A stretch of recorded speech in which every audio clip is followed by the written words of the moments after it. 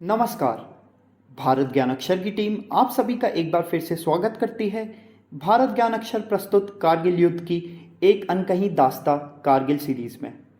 कारगिल का युद्ध बर्फ में ढकी ऊंची पहाड़ियों पर इतने लंबे समय तक लड़ा जाने वाला विश्व का पहला युद्ध था।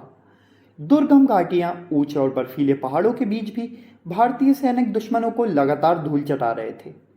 कभी भूखे प्यासे रहकर, कभी बर्फ के गोले खाकर, कभी नुकीली पहाड़ियों पर रेंगते हुए, तो कभी गोलियों से अपना सीना छलनी कराते हुए हमारे जवान आंधी की तरह आगे बढ़ रहे थे और लगातार दुश्मनों को मौत के घाट उतारते जा रहे थे।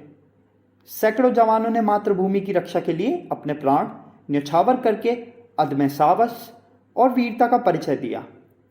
आज के इस एपिसोड में हम आपको सुनाने वाले हैं ऐसी ही एक शूरवीर की कहानी जिन्होंने द्रास की बर्फीली चोटियों पर दुश्मनों के छक्के छुड़ाते हुए अपने प्राणों की आहुति दे दी और अपने देश का नाम रोशन किया। अदम्य साहस और शौर्य की इस गाथा को सुनाने से पहले आइए आपको लेकर चलते हैं कारगिल के युद्ध में। दिन ब दिन युद्ध और भी गंभीर रूप लेता जा रहा था। भारतीय सेना हर बार दुश्मनों को करारा जवाब दे रही थी और एक एक करके कई कठिनाइयों से घुसपैठियों को भगाकर वापस से वहां कब्जा कर चुकी थी। लेकिन इन सब के बीच भारत ने कई शूरवीरों को भी खो दिया था। 20 जून 1999 को पॉइंट 5140 की फतेह के बाद 21 जून 1999 को कैप्टन विक्रम बात्रा पॉइंट 4875 पर कब्जा के लिए निकल पड़े। तो लिंग के जीत के बाद अब भारतीय सेना टाइगर हिल पर कब्जे की रणनीति बना रही थी। इस बीच भारतीय मीडिया में पॉइंट 5140 की जीत और विक्रम बात्रा की वीरता की गाथा छाई हुई थी। वीरता की ये गाथा सभी भारतीयों को राहत दे रही थी और साथ ही साथ सभी को गर्व भी महसूस करा रही थी।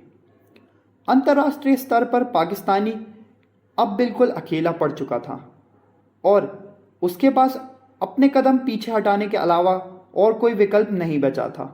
फिर भी दुश्मन थे कि हार मानने को तैयार ही नहीं थे।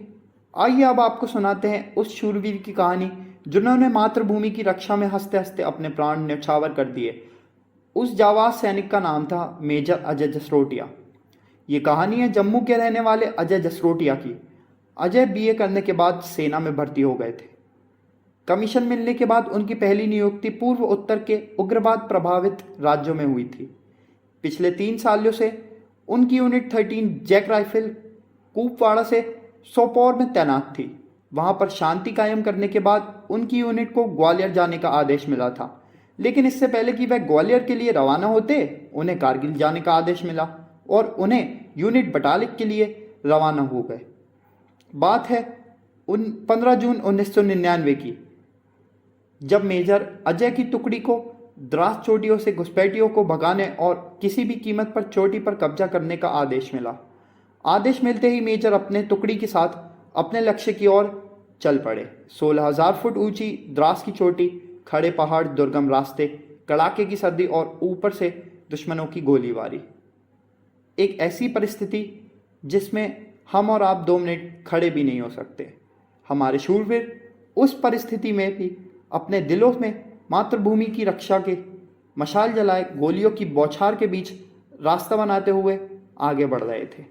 मेजर अजय अपने साथियों का जोश बढ़ाते रहे और सभी जवान इन विषम परिस्थितियों को चीरते हुए आगे बढ़ रहे थे। तभी नियंत्रण रेखा के उस पार से गोलीबारी शुरू हो गई।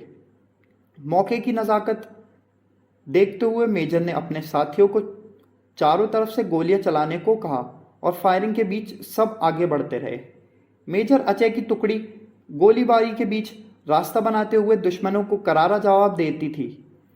इसी बीच दुश्मन के गोले से छिटका स्प्लेंडर का एक टुकड़ा मेजर अजय के पेट को चीरते हुए पार हो गया।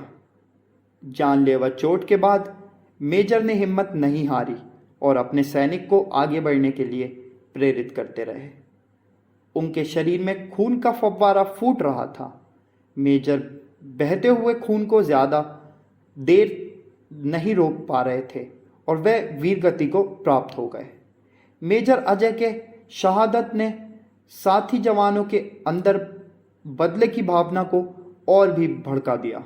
फिर क्या था, भारतीय जवान दुश्मनों पर बांस की तरह टूट पड़े और चोटी पर घमासान लड़ाई छिड़ गई।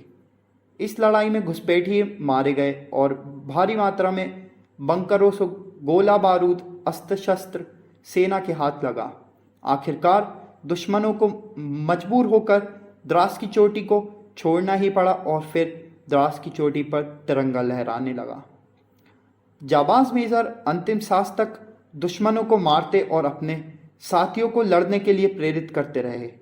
द्रास की बर्फीली पहाड़ी और दुर्गम परिस्थितियों में लड़ते हुए मेजर ने अपने देश का नाम रोशन किया।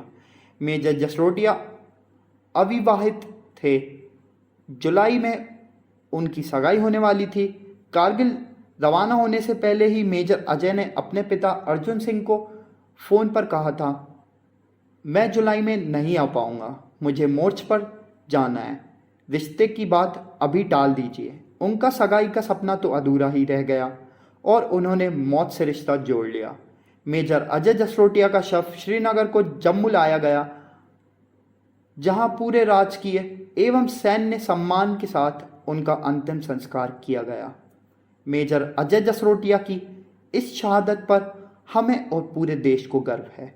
मेजर अजय जैसे शूरवीर हम सभी के लिए प्रेरणा के स्रोत हैं और हमेशा बने रहेंगे। आज के हमारे एपिसोड में बस इतना ही। शहादत की इस अनेकों गाथाएं सुनने के लिए जुड़े रहिए हमारे यानी भारत ज्ञान अक्षर के लिए साथ।